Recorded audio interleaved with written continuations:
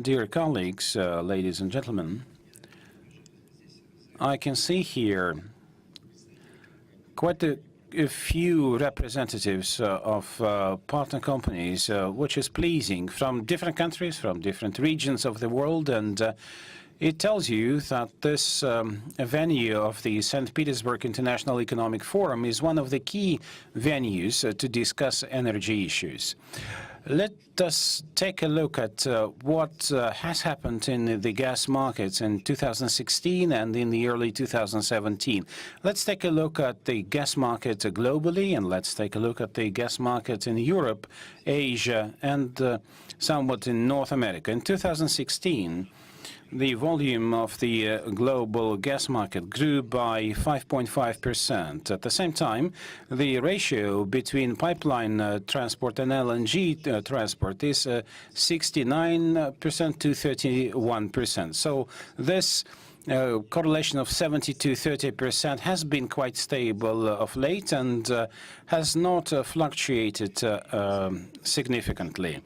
We all know too well that LNG and pipeline gas are, after all, different kinds of the transportation of methane.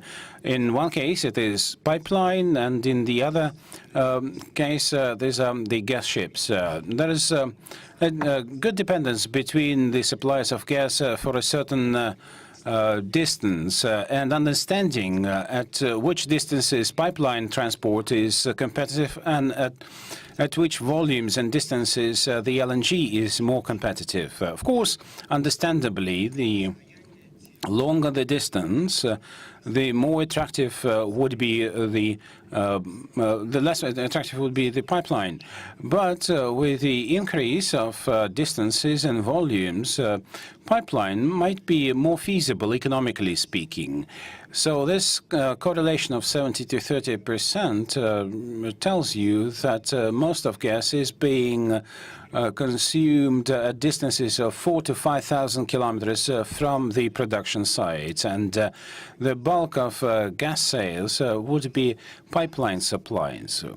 Undoubtedly, when we are talking about LNG and the growth of LNG sales, we see that the market is becoming more and more global, and more countries in their strategies rely on this particular energy source. Since we're talking in the relative numbers and relative growth rates of 5.5% of the market, we understand that in absolute terms, the volumes of sales of LNG, with the preservation of this proportion of 70 to 30, of course, also grew. For Gazprom, the key market is the European market. It is number one market for us. And we have been working in this market for almost 50 years now. And of course, to us, it is a pleasing fact that the dynamics of consumption of gas in the European market in 2016 grew, and grew quite significantly. The growth of the European market was 6.9%. At this, the volume of imports in Europe grew by 11.2%. So, as you can see, imports grew more than the volume of consumption. And due to a number of factors, primarily this is a factor which is well known to all of you here, the growing deceleration of gas production in European countries themselves. That is first, and second, the fact that gas is taking more and more share in power generation. And if you talk about the European market, then in the power generation in Europe, the volume of consumption of gas grew by 8.4%. In 2016, which is actually higher than the growth of consumption in the European market in general. Some of the European countries also demonstrated quite impressive numbers in terms of reducing the coal generation, like in the UK. Just in 2016, the share of coal power generation went down from 23 to 9%. And the main growth there was the substitution of coal with gas. Gazprom, in such a situation, was growing its sales to Europe. And you know that in 2016, we had a record year in terms of the absolute supplies of gas to Europe. We supplied 179.3 billion cubic meters of gas, which is 12.5% more than in 2015. However, a more impressive number is the absolute growth of gas supplies in 2016, which is 19.9 BCM of gas.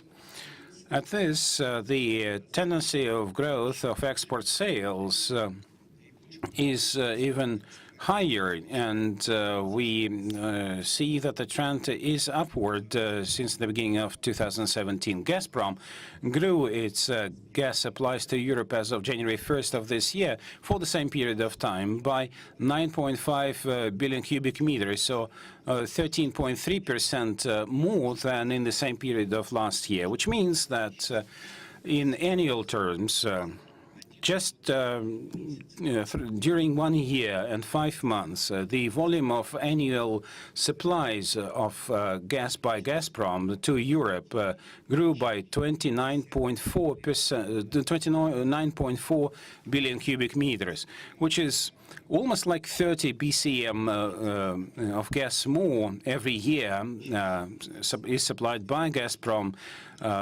in this year and last year than in 2015. Noteworthy, 29.4 BCM is 53% of the design capacity of Nord Stream 2. We are going to commission this pipeline in the end of 2019. But before that, we only have slightly more than 2.5 years.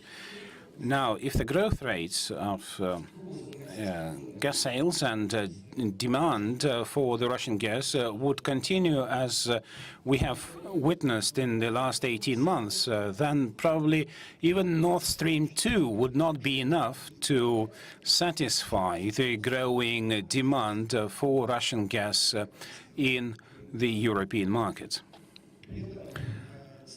At the same time, with the growth of our supplies of gas to Europe, we also see that more gas is being supplied by Norway, the Netherlands, and Qatar. And Qatar, in 2016, sold 4.4 BCM of gas less than in 2015.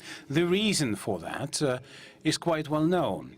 The outflow of such supplies from the European market to more marginal and profitable Asian markets. And this is a tendency which continues, which is also reflected in the volume of total LNG sales in the European market.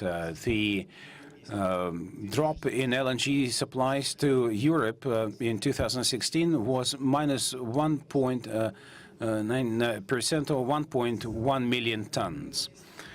Of course, I should note here that the volume of supplies of our gas, the growth is for the countries which are the target countries for the Nord Stream 2 project. Primarily in such countries as Germany, we see some growth in the offtake, which was 10% in 2016, and actually came almost to 50 billion cubic meters, so 48.9 BCM.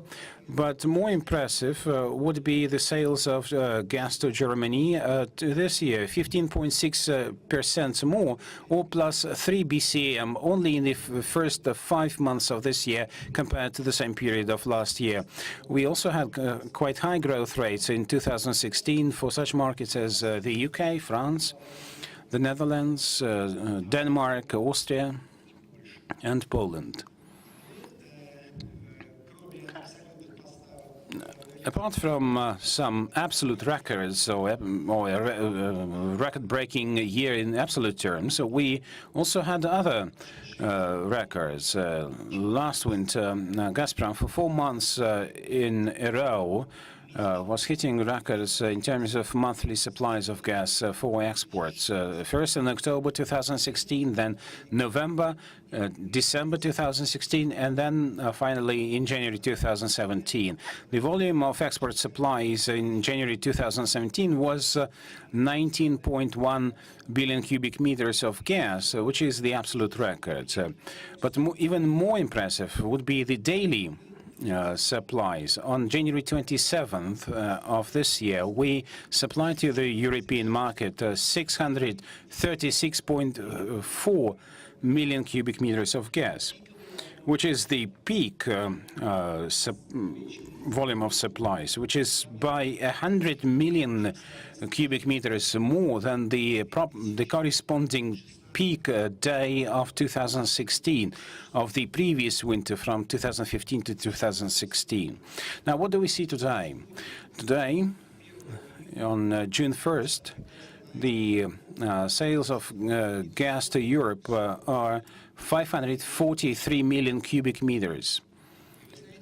And you know, in Gazprom, we have a joke. Regardless of whatever weather we have outside, we would say that it is the eighth month of winter now, because indeed we are talking about really winter season sales and volumes for Europe. We have never before had such volumes. Of course, to us, as the reliable supply of gas would be pleasing. But of course, we also understand that the appropriate infrastructural projects must be launched within the deadlines or by the deadlines that we have in mind.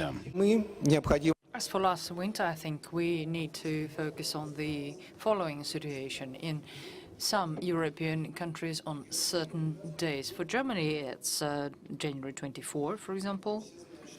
And you know what's been happening there. Renewables. As for renewables, the daily demand was only covered for 4%. If you remember what happened in Austria, when, for example, gas was supplied fourfold as compared to the levels, let's say, usual in winter and autumn. And we know what happened in France and Italy when, for example, when it was extremely cold in these countries, some nuclear equipment were decommissioned and they needed more gas. And what's most important is that in the long run, there was a new record was set on minimal gas reserves in European storage in the beginning of the second quarter. About 25% was left of gas in underground storages in Europe. And no doubt, within the framework of cooperation and dialogue that we've established with our partners and partners that buy our gas in Europe, we are going to focus even more on injection of gas in Europe. And already now we realize that gas demand in European storages next winter, coming winter, in 2017-2018, will be even higher than last winter. So what impact did it have on prices? Mr. Grivac, in his introduction, already mentioned what spot means. And given such conditions and peak demand, the situation on the spot market was the following. Well, first of all, spot platforms and sites showed illiquidity. There were no such volumes of gas on spot platforms, spot sites. That's number one. Number two, it was immediately reflected on the upgoing trend. Prices went up, and prices on spot sites were significantly higher than long-term contracts prices in Gazprom.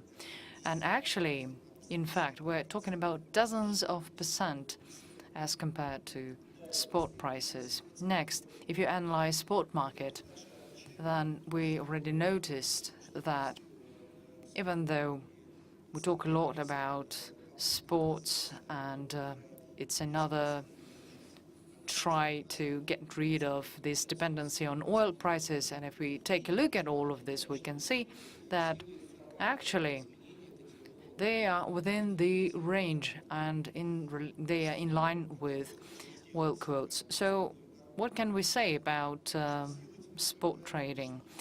Only one conclusion: spot trading in European hubs is not reliable. This is not stable. This is not a stable source for pricing. And we know many examples from last winter in particular. As for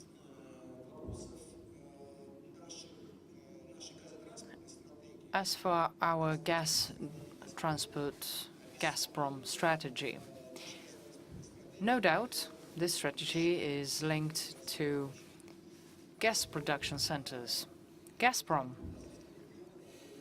has been working in several regions, and one of the regions was key for the past 40 years. We're now working in Yamal.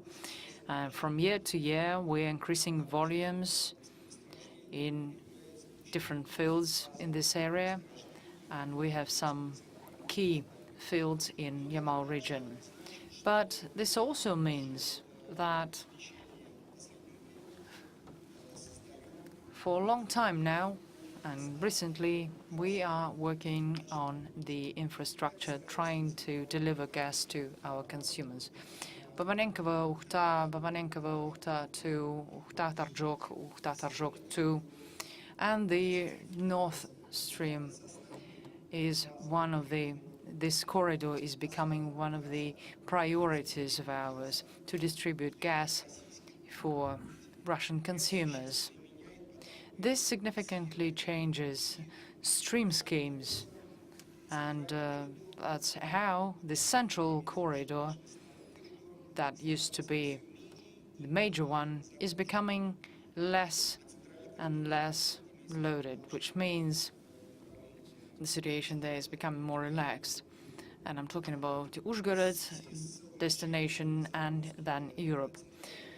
So since there's less burden on the central corridor, it means we can redirect our gas and gas distribution capacities from the central corridor. So we've been working on this for quite some time now. So at the expense of decommissioning of some capacities by 2020, we can save $1.6 billion. As for reprioritization, we have changed some priorities on the territory of the Russian Federation, which is actually basics. Of course, it is logical that it has impact on export, gas export. As for this North Corridor and Babanenkova-Ukhta Tarjok, this corridor is becoming the major one to send gas to Europe. And Nord Stream project and Nord Stream project 2 is a logical extension of Nord Stream and corridor in the Russian Federation. If you take a look at, well, not the map, but if you take a look on the photo from the space, you can see that from Yamal to Greifswald is just a straight line, which actually 2 kilometers shorter than the gas transport line through Ukraine to the European market. As regards our new main pipelines in the Northern Corridor, I must mention that we're talking about gas pipelines. They're top-notch and they're the best in the world. And I'm talking about gas pipelines with 120 atmospheres pressure. What does it mean? It means that there's a longer distance between compressor stations. It means that we have fewer compressor stations, and in the long run, we have to use less metal and less hydrocarbons. If we compare main pipelines with 120 atmospheres and 75 or 55 atmospheres, no doubt they are much more efficient from the economic standpoint and in terms of transportation of gas. And Central Corridor, main pipelines there, they have 55, 75 atmospheres. So the pipelines that we already commissioned and that we're already building, if you compare them with the ones with 75 atmospheres, the economic efficiency is 3 times higher. And if you compare it with 55 atmospheres pipelines, it's 6 times higher. Without a doubt, we probably should go back to gas supplies to Europe through the Central Corridor. What we've been working on, optimization of gas capacity in the Central Corridor, logically it will result in the following, that by 2020 capacities best for Gazprom on the border with Ukraine will amount to 10-15 BCM per year. If you compare economic efficiency for Gazprom using Northern Corridor to the European market and Central Corridor, if I may, I could compare 30 BCM per year. That's gas supply to the European market for 25 years. That's the period we're looking at.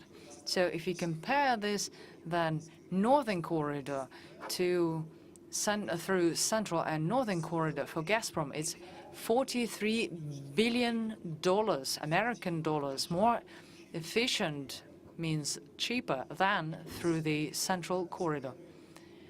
Plus hydrocarbon print. Today it's a fact. CO2 emissions and gas supplies in years is 9 million tons of CO2 less than in Uzhhorod corridor. I think the picture is pretty clear to us.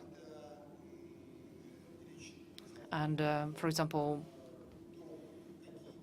when we talk about projects in Europe or in other countries are more economically attractive and interesting and efficient, first of all, would be talking about main pipelines going from our gas production centers through the territory of the Russian Federation.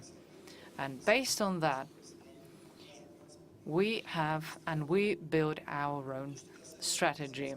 As regards Asian market, no doubt, Asian market, well, presently, Asian market is the most fast developing market and most promising one. And of course, I should stress the Indian market, but market number one would be Chinese market. And gas consumption in China in 2016 has increased by 7%, and consumption in China amounted to 205.8 BCM per year.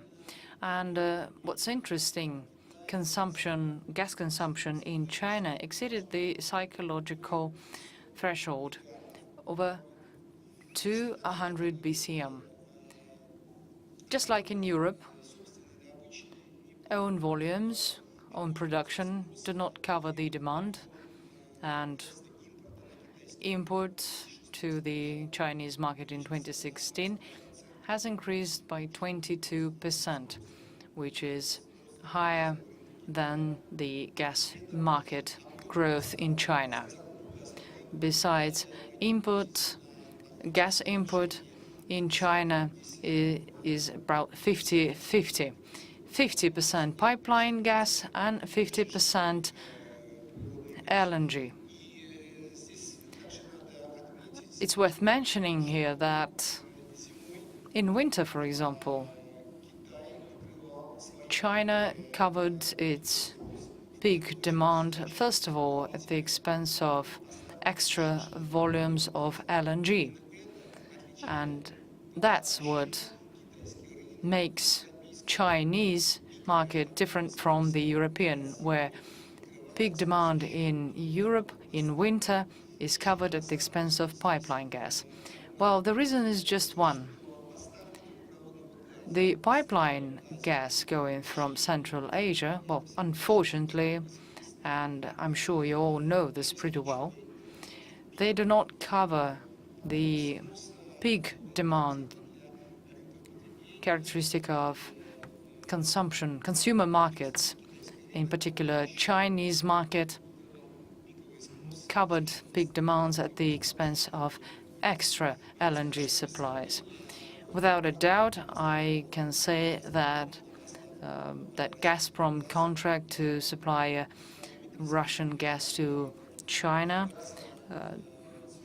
8 billion cubic meters, will significantly change this situation, and pipeline gas volumes will change and LNG will change. But I think that the most important thing here is that the Chinese government is gradually changing its policy with respect to gas and energy balance in China.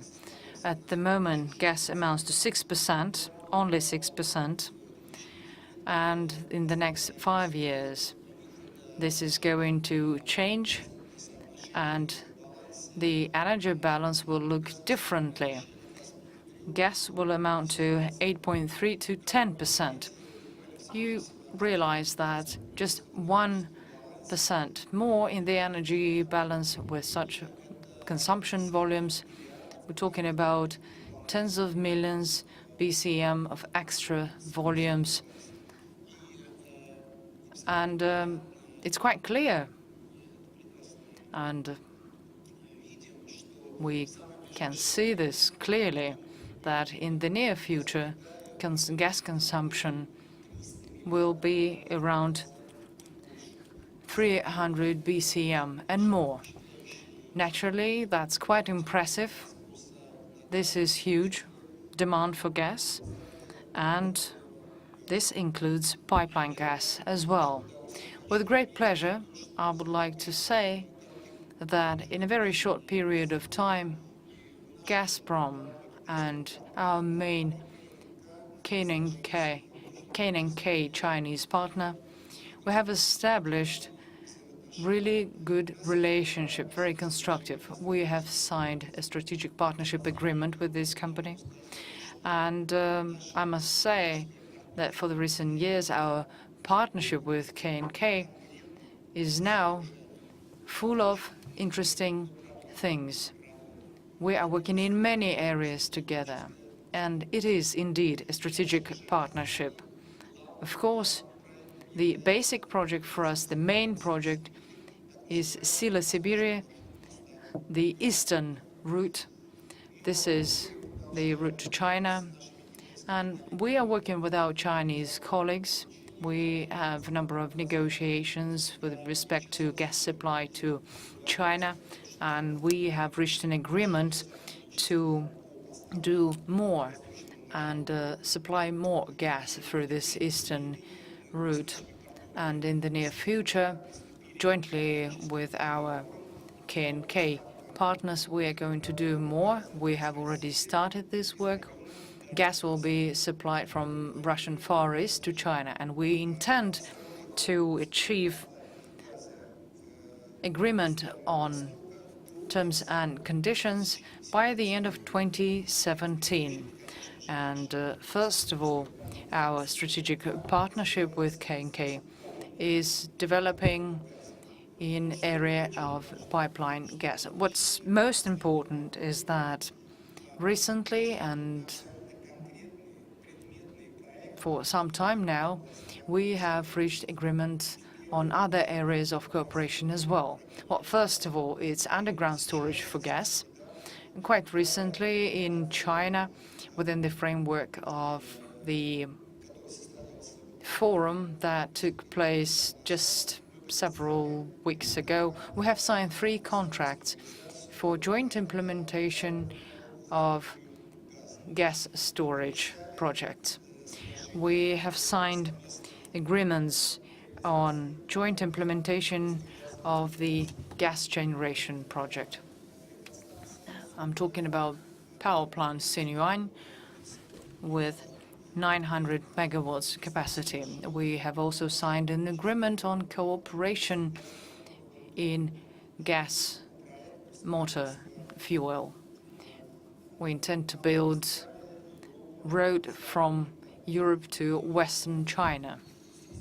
And I would also like to mention here that we have now agreed on many things with our partner K&K, and we have now come to terms with standards and other things, which means our partnership covers many areas, including issues related to material and technical resources, equipment supply for gas industry. So once again, I stress all these projects, all these agreements tell us that within a short period of time, we really managed to achieve quite a lot with our strategic Chinese partner, K&K. Well, the gas supplies to Europe began in 1962, first to Austria. Next year, we're going to celebrate 50 years of gas supplies, not only to Austria, but also to the European market in general. And undoubtedly, this is a benchmark.